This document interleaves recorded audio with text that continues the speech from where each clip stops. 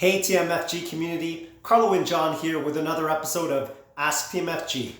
You know the drill. If you do like our content, subscribe to our YouTube channel, give us a like, or provide us with a comment.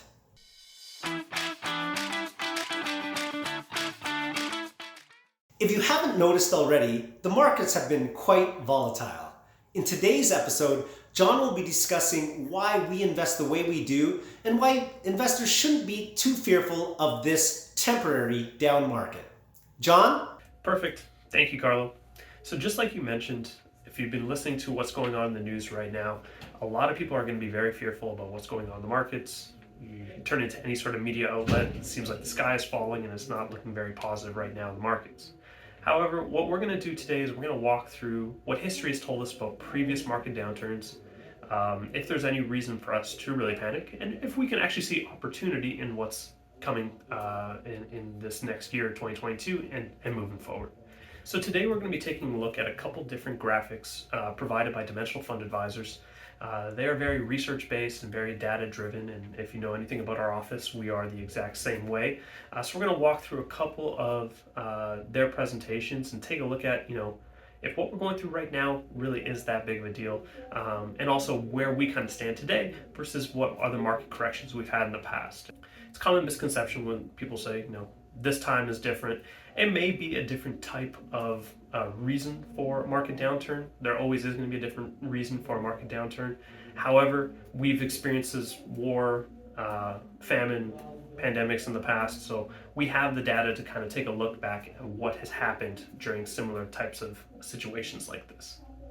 We'll take a look at the first slide, and it looks at, do market downturns actually lead to bad years? So now this is looking back at the past 20 years worth of data, and looking at that slide, you can see there's going to be red dots signifying the lowest or the biggest market decline during a given year. And then the bar graphs are going to be showing whether that year ended positive or ended negatively.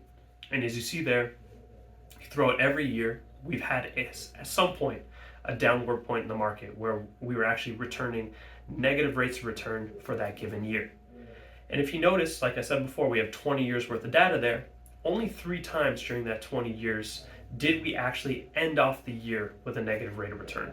So it's actually pretty good rate right there. About 85% of the time we are ending up with a positive market for the end of the year. We understand that the negative markets do happen, so looking back even further, we look at how history is on your side. So even further back, we're looking at about 100 years worth, give or take, worth of data here, and it shows that 25% of the time the markets end up negative, and 75% of the time it does end up positive.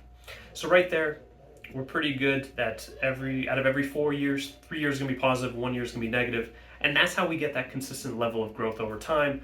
But what we do realize is a lot of people do tend to realize or focus on a bit more those negative years because it does invoke that negative emotion. But what happens if we are in that 25%? What happens if we are actually going through a bad year? Should we actually panic about it? And now this next slide that we show up here is going to be looking at just that. So what happened in the market after 1, 3, and 5 years after a market decline? So they look at market declines of 10%, 20%, and 30%. And as you see there on the screen, we have consistently good returns 1, 3, and 5 years down the line after a market decline. Now, this is why we always are preaching for our investors to stay invested. During a market decline, it may, like I said before, invoke those negative emotions and may try to motivate you to sell out of the market. But this is why we want you to ride the waves. We know the bad years are going to come, and they do happen. But we know staying invested is going to lead to positive returns over time, right? It's the disciplined investor that is rewarded. And that actually leads us to our next slide. And this slide looks at the difference between bull markets versus bear markets. And just being absolutely simple about it, a bull market is a good market, expanding economy, positive stock market returns. Bear market is the exact opposite, and it seems like that's what we're headed towards for 2022, where markets are retracting. And as you see there on the screen, a lot more bull markets for a lot longer period with a lot greater rate of returns versus the bear markets, which are much shorter and much smaller, I guess, in terms of the losses. However, we are human, and that, like I said before, that reaction of seeing a negative market is what's going to lead us to make those negative decisions. However, if you just bought on day one and held for X amount of years, you're likely to have that positive rate of return because you're likely to hit into bull markets, which are going to lead to consistent levels of growth. And just for all the pessimists out there, based on all the data that we have, on average, a bear market lasts about 10 months. So not too long in the grand scheme of things. If you're keeping track at home, we're probably about month 5, let's say, of the current bear market that we're going through right now. And on the contrary, when we look into a bull market, they last much longer, about 55 months in duration. So this also goes back to those positive negative year rate of returns, about 3 years of positive market returns to every 1 year of negative market returns. So that's why we preach staying invested. And really, this is where we see opportunity now. So if you look at what we know about the market, we know bad markets are going to happen. And markets can drop anywhere between 10 to 30 to 40%. But in the years following, we know growth will come as the markets recover and as the economy recovers as a whole. So for those young investors out there that are lucky enough to continue to work during times like this and have excess cash flow, those of you should be the ones jumping at the opportunity to get some money invested in the market now. Essentially, you'll be buying in at a discount at a lower value. And we always know the longer you hold, it's going to be a lower value today than it is tomorrow.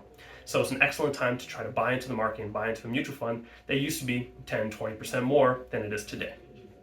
So that is a very important part of today's discussion. It's less about the negativity of what's going on in the world, but more about the potential or the opportunity that it does present for people that are willing to take advantage of it. There you have it. Thanks for running through those numbers for us, John. It's always a good reminder of what happens in a down market and what to expect, and just knowing that it's temporary. By knowing those things and seeing that history will likely repeat itself, investors aren't necessarily going to repeat the same mistakes they've done in the past. So again, John, thanks for walking through those numbers with us, why we shouldn't be scared of down markets. We should look at them as an opportunity. And, as soon as this down market ends and we see a recovery, clients will be feeling a little bit more comfortable, and we'll still have to manage expectations that bull markets will see a corresponding down market, but this is the cycle. Because we're in it, it's a little more difficult to stomach. We'll get through this. That's our episode for today. Again, I remind you to, if you do like our content, please subscribe to our YouTube channel. Give us some feedback, provide us a comment. We always love to hear it. And give us a like if you do like what we're putting out as content. Again, I'm Carlo Cancino. And I'm John Yocconetti. And this has been Ask TMFG.